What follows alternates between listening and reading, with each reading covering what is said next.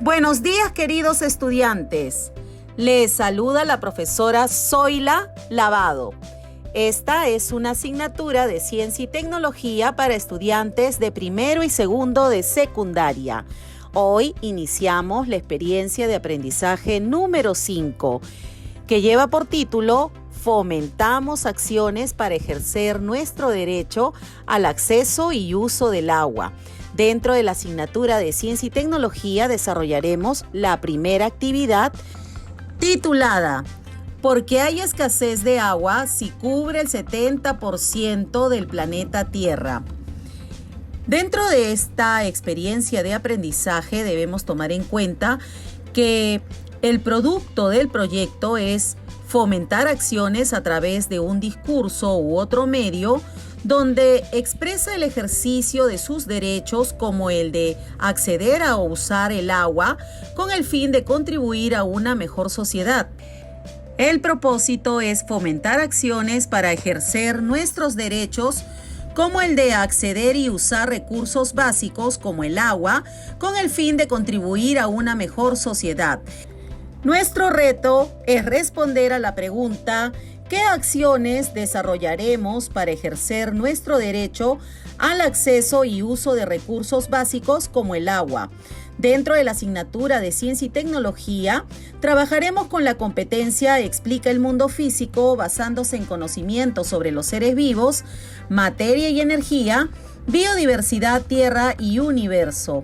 Las capacidades que trabajaremos serán: comprende y usa conocimientos sobre los seres vivos, materia y energía, biodiversidad, tierra y universo, y evalúa las implicancias del saber y del quehacer científico y tecnológico. Como evidencia, elaborarás conclusiones respecto a la importancia que tiene el agua para las personas.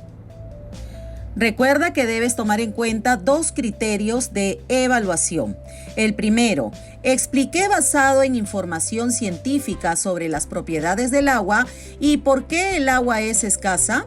Y el segundo, argumenté utilizando conocimientos científicos mi posición sobre la importancia del agua para los seres vivos.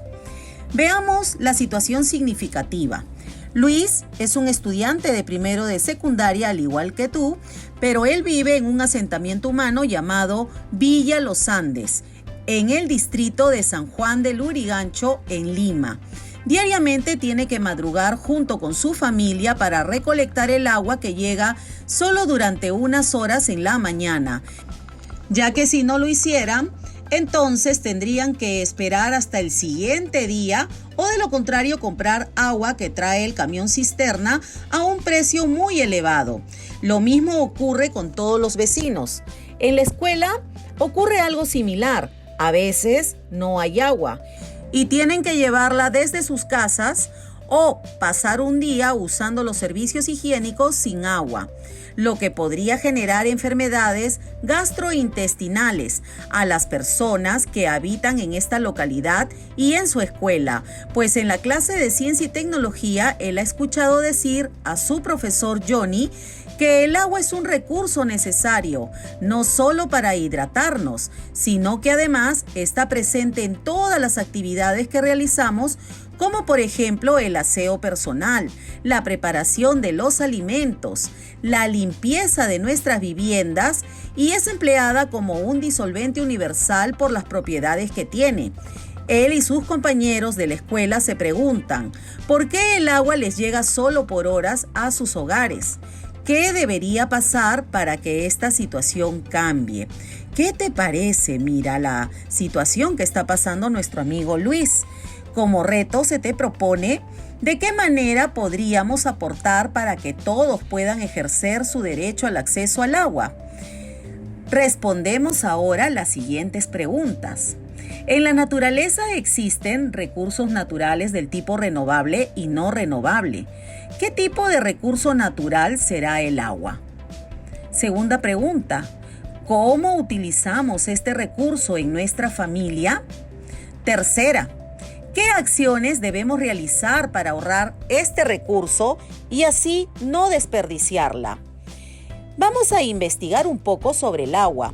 Aquí te dejo un link de consulta para que puedas revisar este video. Ahora vamos a analizar las propiedades del agua.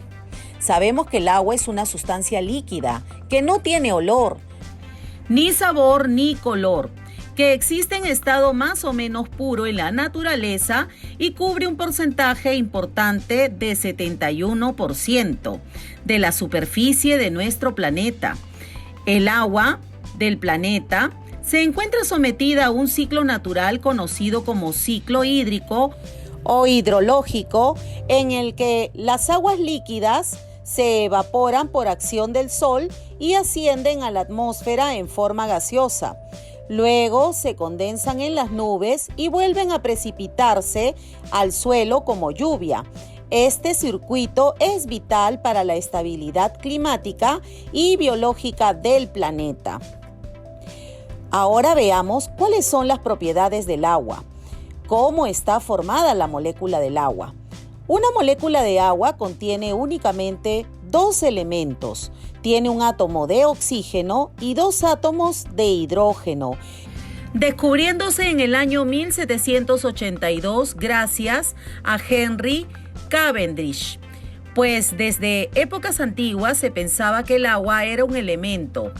La molécula del agua es el solvente universal, pues la mayoría de las sustancias pueden disolverse en ella, excepto aquellas sustancias que son hidrófobos o solubles en grasa. Pero, ¿quiénes estudiaron la molécula del agua? El químico francés Antoine Lavoisier descubrió que el agua estaba compuesta por dos elementos, el oxígeno y el hidrógeno. Lavoisier reconoció el nombre de oxígeno en 1778 e hidrógeno en el año 1783. Le dio al hidrógeno su nombre, que significa generador de agua. En el año 1804, otro químico francés, Joseph Guy Lussac, junto con el naturalista alemán Alexander von Humboldt, demostraron que la molécula del agua consta de dos átomos de hidrógeno por cada átomo de oxígeno, para formar la omnipresente fórmula química protóxido de hidrógeno, conocido como H2O. ¿Sabías que el agua es un solvente universal debido a su capacidad para disolver la mayoría de otras sustancias polares? ¿Alguna vez has añadido sal de mesa en agua antes de hervir pasta o arroz? Sí, es así.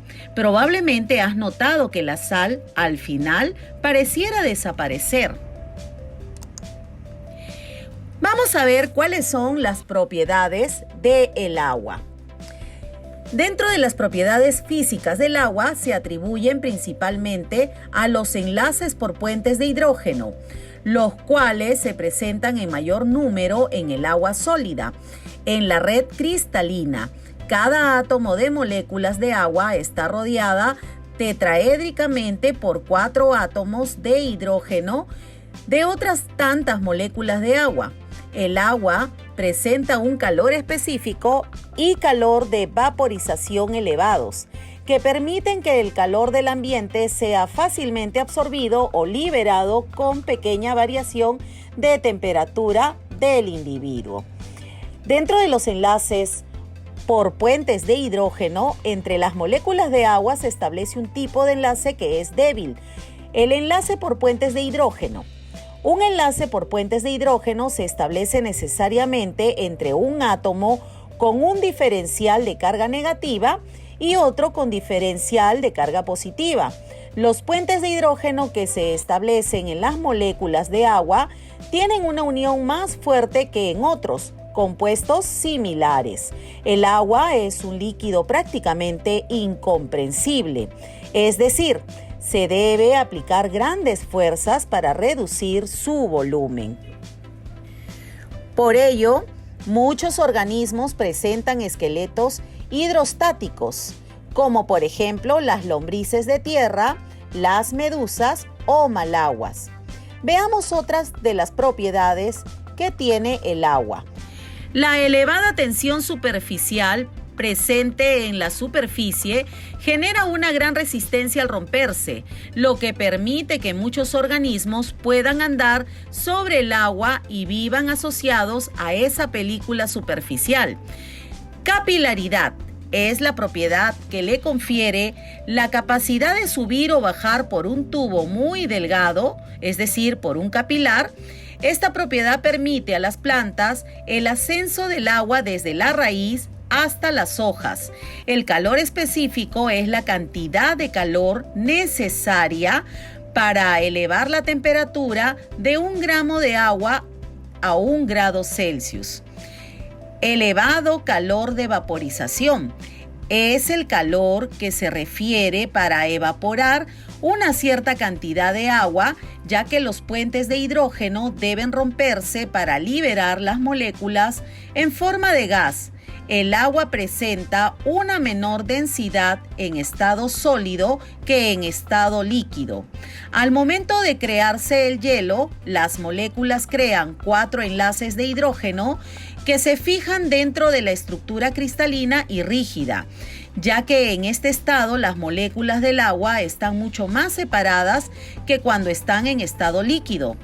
Esta es la razón por la cual el agua se expande al entrar en estado de congelación y es menos densa que el agua líquida a su alrededor. Vamos a ver ahora lo que es la acción disolvente.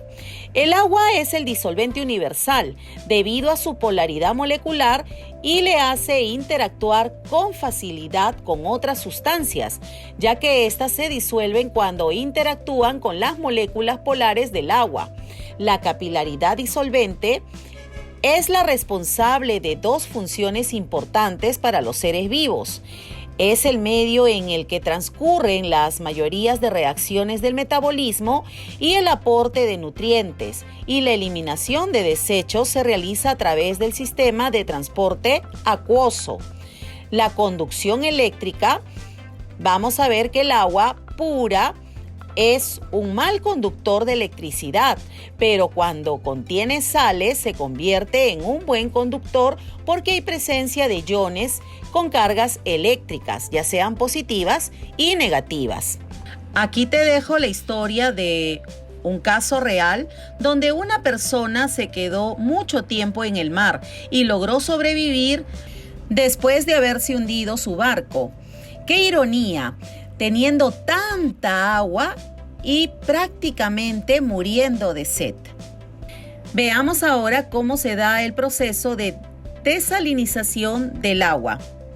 Durante siglos, los científicos han buscado formas de separar las sales del agua de mar. A este proceso se le llama desalinización. El océano es una disolución acuosa extremadamente compleja y abundante. Veamos esta tabla. Se presentan concentraciones de 7 sustancias que juntas comprenden más o menos el 99% de los constituyentes disueltos en el agua del mar. Por ejemplo, tenemos iones como el ion cloruro, el sodio, sulfato, magnesio, calcio, potasio, bicarbonato. Para el proceso de desalinización vamos a tomar en cuenta que se puede realizar mediante la destilación, que es el método más antiguo. Consiste en evaporar el agua, requiere grandes cantidades de energía y es muy costosa. En la actualidad existen destiladores solares que funcionan a baja escala. También tenemos otra forma de desalinizar el agua, por ejemplo la congelación. Durante la congelación del agua de mar se separa la sal, permitiendo su extracción. Este método requiere menos energía, pero es muy lento.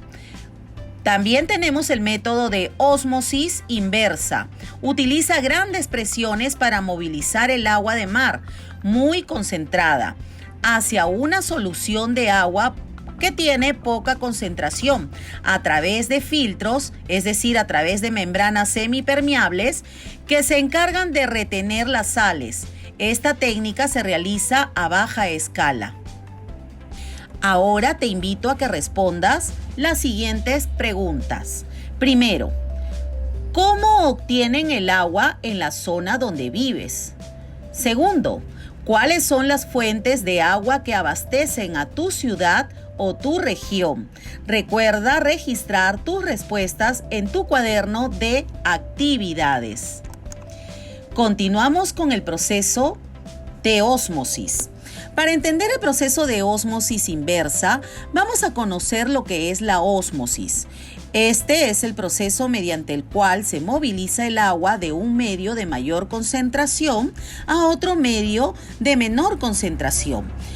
Los solutos son sustancias que están disueltas, como por ejemplo sales, azúcares o también pueden ser iones. En la siguiente imagen observa el tubo que tiene forma de la letra U, que está dividido por una membrana semipermeable que funciona como un filtro con poros muy pequeños que retienen solutos, pero no retienen el agua. Al inicio se ponen en contacto con dos soluciones, con concentraciones de solutos diferentes. Después de un tiempo se observa que las concentraciones de ambos tubos se están equilibrando, debido a que el agua pasó de la solución de baja concentración hacia la solución con alta concentración de solutos. Además, se ha generado una diferencia en los niveles de agua en el tubo. Las fuerzas que genera esta diferencia de niveles se llama presión osmótica. Observamos la purificación del agua mediante la desalinización, que consiste en eliminar la sal del agua de mar. Para poder realizar este proceso se debe utilizar la ósmosis inversa, que permite concentrar los solutos a un lado de la membrana y en el otro lado el agua pura, como vemos en la imagen. Bien, queridos estudiantes, ahora es momento de explicar lo aprendido. ¿Qué propiedad del agua les parece más interesante? ¿Por qué se han asentado los humanos cerca de fuentes de agua? Escribe 3 ejemplos que se dan en tu hogar donde utilices el agua como solvente universal. Por ejemplo, cuando preparamos nuestro desayuno y queremos tomar café, siempre ponemos una cucharadita de café con 2 cucharaditas de azúcar en 200 mililitros de agua hirviendo. Ahora te invito a que nos des más ejemplos donde utilizas el agua como solvente universal. Luego vamos a elaborar un organizador visual para responder a las preguntas: ¿por qué el agua sostiene o mantiene a los seres vivos? ¿Qué aplicaciones tienen el conocimiento de las propiedades del agua en el hogar, salud o la industria? ¿Cuáles son las tecnologías que permiten extraer la salinidad del agua? Te dejo aquí este organizador visual para que lo completes. Y para terminar, debemos elaborar nuestras conclusiones respecto a la importancia que tiene el agua para las personas. Recuerda que al final de las actividades debes evaluarte bajo estos 2 criterios de evaluación, indicando si tuviste logros o estás en proceso de lograrlo, y también debes indicar qué puedes hacer para mejorar tus aprendizajes. Conmigo será hasta la próxima oportunidad. Nos vemos.